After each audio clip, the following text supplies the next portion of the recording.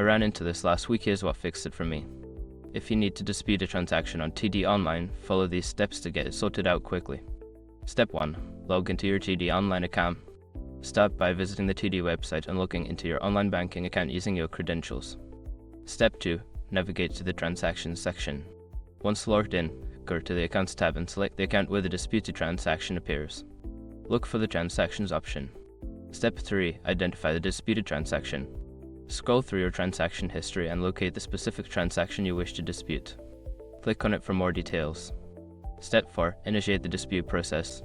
On the Transaction Details page, look for a button or link that says Dispute Transaction. Click it to begin the dispute process. Step 5. Fill out the dispute form. Before filing a refund or dispute, use the sroc.com link in the description to open the refund dispute deadline calculator and confirm your deadline. Remember, if you miss the dispute transaction button, it may be hidden under a More Options menu. Good luck with your dispute, and I hope this helps you resolve any issues smoothly.